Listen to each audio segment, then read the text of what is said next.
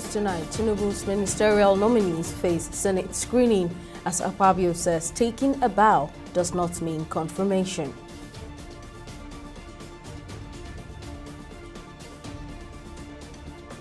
President Tinubu decorates new service chiefs, charges them on teamwork.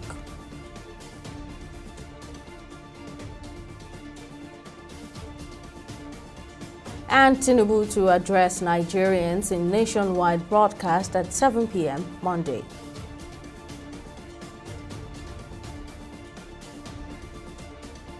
Hello and welcome to News Now on TV360 Nigeria. I am Simisola Adigun. We'll begin in Abuja, where nominees in President Tinubu's ministerial list have appeared before the Nigerian Senate for screening. The process commenced on Monday after David Umahi, the Deputy Majority Leader, moved a motion to that effect. The former governor of Rivers State, Nyesom Wike, who is one of the 28 nominees, assured that President Bola Tinubu won't regret nominating him to serve as a minister in his cabinet. Meanwhile, Senate President Godswill Akpabio has told ministerial nominees that taking a bow during their appearance before the Senate does not mean they have been cleared or confirmed for any ministerial role. Passion for the job. There are so many people who want to be minister, who want to be governor, for the sake that I was a governor, for the sake that I was a minister. But there are those who say, look, what do I want to offer? Am I committed to this job? And I thank Mr. President for nominating me.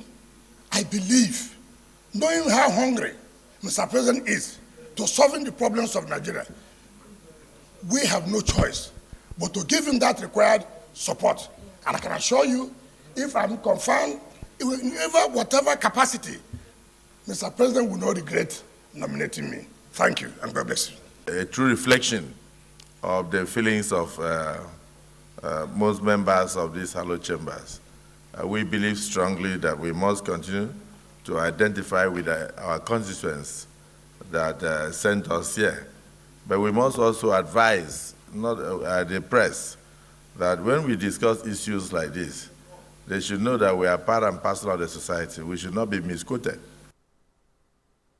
Meanwhile, some concerned individuals from Taraba State have stormed the National Assembly complex to protest the inclusion of Senator Sani Danladi in the list sent to Parliament by President Bola Tinubu for confirmation. The aggrieved protesters under the umbrella of Taraba Youth Mandate are seeking the Senate not to go ahead with the screening of Danladi. Kelvin Kefas, who spoke on behalf of the group, said Danladi, who is the nominee from Taraba State, was convicted for certificate forgery and banned from holding public office for 10 years. Speaking further, Kefas questioned the rationale behind Danladi's nomination, adding that the 10-year period has not elapsed. What we wanted, we need justice. We want justice to be done. And the Senate should look into the screening of Senator Danladi as a ministerial appointment. And especially we want the Supreme Court to respect the justice of the Supreme Court. 10 years, okay. And the 10 years is not yet elapses. And we actually want that to occur. The Senate will expect them actually to look into the justice of the Supreme Court. We want them to carry on the justice because the justice must be prevailed. When we know that somebody is not doing the right thing, we know that somebody who has committed blunder, criminal offense, had been judged and sentenced for such offense. It's not the best for us to allow him to be in that Senate list. That is exactly what we wanted. The forgery of the certificates, and we believe that when somebody forges certificate, it's already a criminal offense. Meanwhile, President Bola Tinubu has charged the newly decorated service chiefs to maintain teamwork to ensure peace and stability in the country. Tinubu spoke on Monday when he decorated the service chiefs with their new ranks at the council chambers of the presidential villa. The president also emphasized the importance of maintaining teamwork, which he credited for the gains recorded so far in the security sector. Those decorated were Christopher Musa, the Chief of Defense Staff, Taurid Lagbaja, Chief of Army Staff, Emmanuel Ogala, Chief of Naval Staff, and Hassan Abubakar, Chief of Air Staff. No matter how diverse we are one family, staying in the same house, but living in different rooms. And you are promoting that peace and stability on behalf of all of us and for all of us.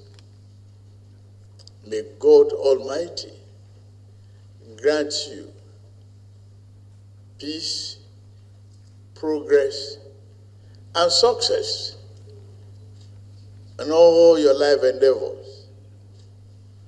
The challenge is ours together, and together we will sail. Of recent, you hardly ever hear any issue of welfare, shortage, non-payment of salaries. Every soldier is entitled to his pay, and we ensure that they get their pay. The service chiefs are doing a wonderful job ensuring that the pays and allowances are received as at when due. Thank God for Mr. President. He looked through the armed forces and he chose the best of the best from each service. His choice also depicts inclusion. No region is left out of this exercise, and the good thing is that merit was placed on the front burner. So we have no doubt that it's a new dawn. We have no doubt that insurgency may be a thing of the past. We have no doubt that the ECOWAS issues we have may also be resolved. The ECOWAS Authority of Heads of State and Government in its first extraordinary meeting has dished out demands to the coup plotters in Niger Republic. Top on its demand is the release and reinstatement of President Mohamed Bazoum within 7 days. The regional bloc says failure to meet these demands will attract stiff penalties such as air and land border closure, a move seen as a crucial reaction to the recent control of the junta. Our correspondent Folashade Ogunride tells us more in this report. Stopping the military junta in Niger Republic is the primary focus of this extraordinary meeting of ECOWAS Authority of Heads of State and Government. Last Wednesday, President Mohamed Bazoum was ousted out of power by General Abdurrahman Chiani, who declared himself leader. But the ECOWAS leaders insist that Bazoum is a legitimate president of Republic of Niger. The regional bloc has also ordered the coup plotters to reinstate President Mohamed Bazoum within 7 days or be forced out by military action. Excellency President Mohamed Bazoum remains the legitimate elected president and head of state of the Republic of Niger, recognized by ECOWAS, the African Union, and the international community. In this regard, only official acts of President Bazoum or his duly mandated officials will be recognized by ECOWAS. 2. Condemn in the strongest terms the attempted overthrow of constitutional order in Niger and the illegal detention of His Excellency President Mohamed Bazoum, President and Head of State of Niger, as well as members of his family and government.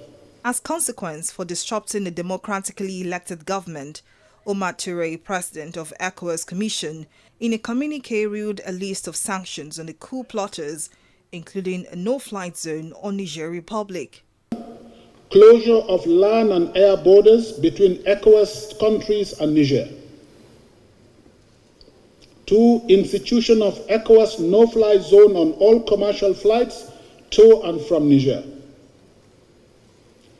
Suspension of all commercial and financial transactions between ECOWAS member states and Niger. Freeze all service transactions, including energy transactions. Freeze assets of the Republic of Niger in ECOWAS central banks. Freeze of assets of the Niger state and the state enterprises and parastatals in commercial banks. Suspension of Niger from all financial assistance and transactions with all financial institutions, particularly EBID and BOAD.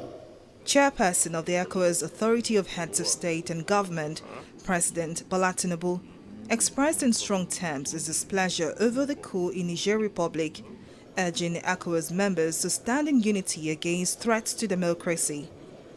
We'll be discussing other things.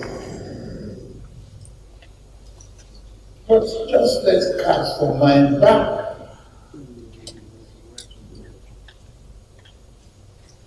On this assault, I've briefed some of you about the actions that I've taken. I'm prepared to abide by all resolutions necessary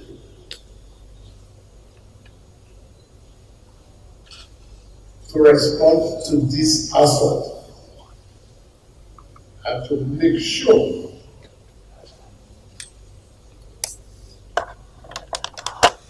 that our colleague, the President, Bazoum is safe.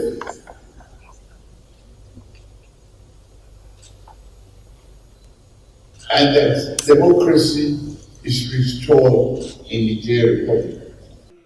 Besides ECOWAS and the African Union, the Niger coup has been condemned by the United Nations and the United States, with the European Union and United Kingdom announcing they were pulling aid from the country. Folashade Ogrinde, TV360 News. President Bola Tinubu will address the nation in a broadcast today. Dele Alake, special advisor to the president on special duties, communication and strategy, said the address will be broadcast at 7 p.m. on Monday. The agenda for the broadcast is not yet known, but it may be connected to the economic pain experienced by Nigerians amid the removal of subsidy on premium motor spirit PMS, known as petrol. We'll take a break here, but still to come, Senegal opposition leader formally charged with insurrection. We'll bring you details of the story and more when we return.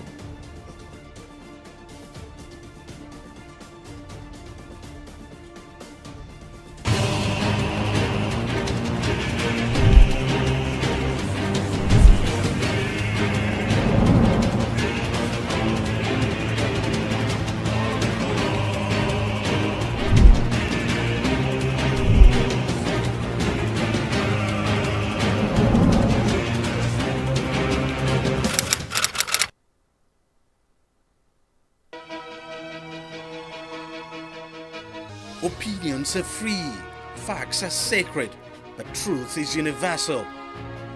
How, in practical terms, can we, for instance, de-escalate the tension? President must see himself as the President of the Federal Republic. We know where the enemy is. 3 places. The Lake Chad Basin, the border area between Nigeria and Cameroon, and then the Sambisa Forest. On Digi 360, we give you a complete dose of everything. Opinion, facts and undiluted truth. I hardly believe what politicians say in this part of the world. A new Nigeria is possible, a future is possible. We delve into the issues, dissect it so that you can understand it, use it to take action. I don't think there's any need for any governor to look for grant for ranching. Digi 360, dissecting the issues.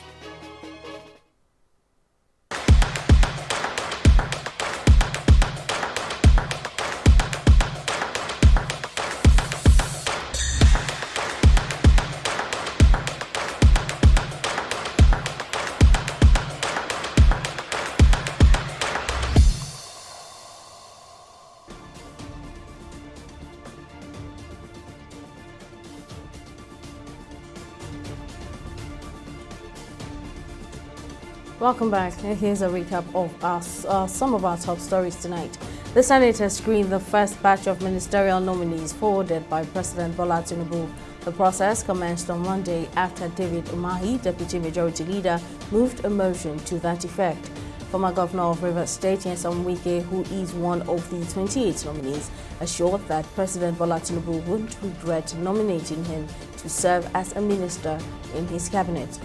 We also told you that President Bola Tinubu has charged the newly decorated service chiefs to maintain teamwork to ensure peace and stability in the country. The president also emphasized the importance of maintaining teamwork, which he credited for the gains recorded so far in the security sector. Now, in case you missed any of our news bulletins or for more updates, you can catch us on Limex World TV or log onto our website on www.tv360nigeria.com.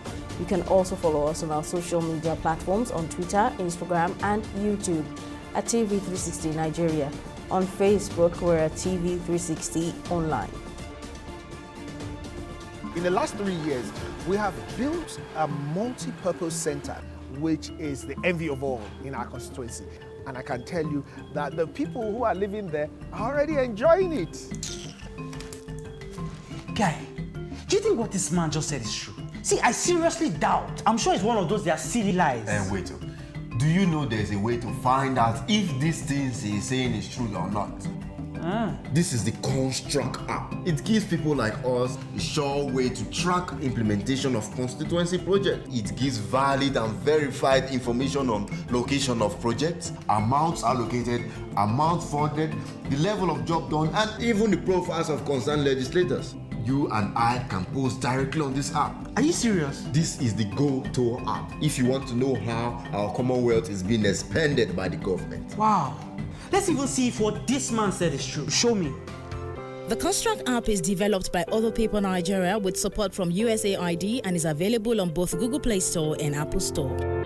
And it's true. Of course, I told you.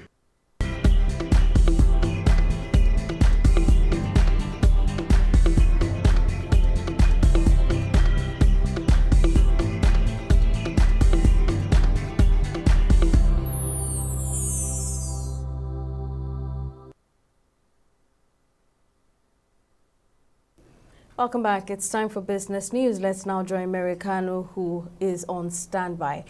Over to you, Mary. Many thanks, Simisola. Welcome to Business News. Nigeria's currency in circulation climbed to 2.6 trillion naira in June 2023, representing the highest in the year. According to the latest data from the Central Bank of Nigeria, CBN, the figure rose by 88% from 1.39 trillion in January to 2.6 trillion naira in June 2023. The amount of currency in circulation in Nigeria fluctuated in the first half of 2023. And Nigeria has lost an estimated $380 billion due to capital flight as a result of value-adding activities done overseas over a 50-year period. The Executive Secretary of Nigerian Content Development and Monitoring Board, Simbi Wabote, disclosed this in his keynote address at a one-day sensitization workshop for members of the bench and the bar in Port Harcourt, Rivers State.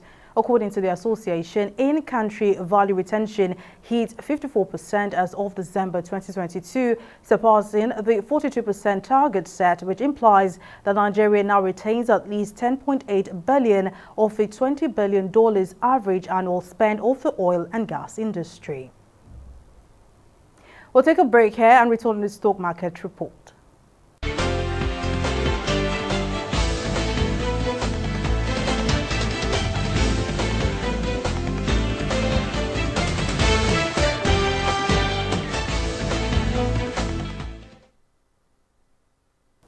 While the month of July began with positive trading, today investors on the floor of the NGX witnessed negative trading to close the month with 1.1% decline. Now, this should not be a put-off because overall data shows the NGX finished the month of July in the green territory and equities garnered about 1.8 trillion naira in the month. Now, despite concerns such as rising inflation, interest rate hikes and apprehensions surrounding the outcome of the 2023 general elections, investor confidence remained strong, leading to increased buying activity. Meanwhile, the market's negative takeoff to the new week was driven by stocks like Dangote Sugar and Ecobank Transnational Incorporated. Now, for the new week, analysts say they anticipate the overriding sentiment in the market to be positive. Now, similarly, our select global stocks rode on the bulls as equities braced for a busy earnings week and look to finish up July on a positive note. And that's why we can see that the global stock markets, the FTSE, the Dow Jones and the Nikkei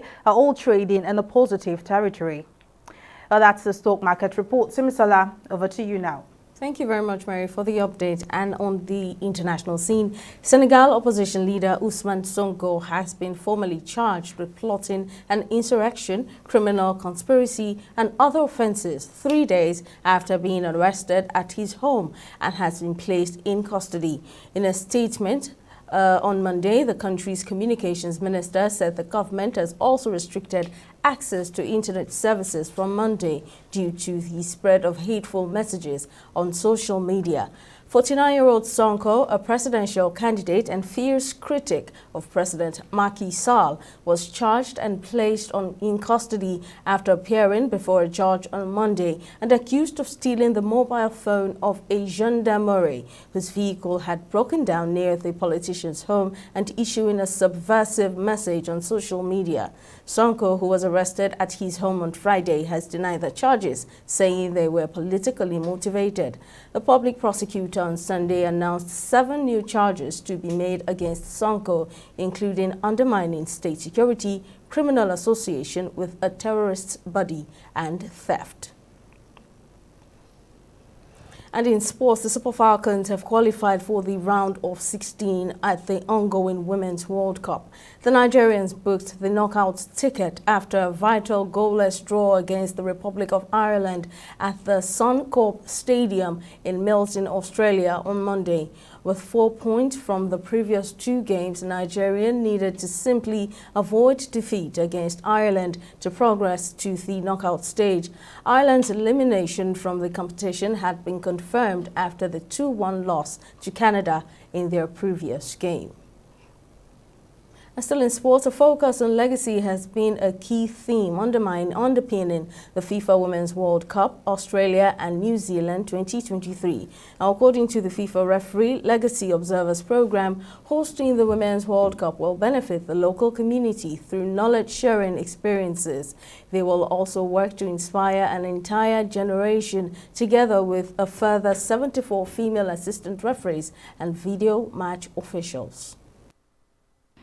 In refereeing, it can often be a thankless job, and you're looking for those moments where you realize that this is something really special, something that you want to continue to do. And we're hopeful that for some of these referees, when they come here and they see these World Cup referees, and they think, this is something I can do. So it's really a unique opportunity. I've had several in my life, and I'm very fortunate that I can give back in this way and that our program can give back. I think the Legacy program is amazing. There's nothing better than seeing what the future can hold, and for girls to see what they could be. And definitely we've had some observers come through, and they can see the role models of the referees, but also people doing roles behind the scenes. So there's different pathways you can take, and I think that's something that's growing so much for women at the moment. The Observer program has had a massive impact on our community referees. It's a great opportunity for them to see the pathways that exist for them as referees, and it's really inspiring for them to be able to see the best referees in the world on home soil and how they prepare for a tournament like the World Cup. And with that, we wrap up our bulletin this evening. Many thanks for watching. I'm Simisola Ajigun. Bye for now.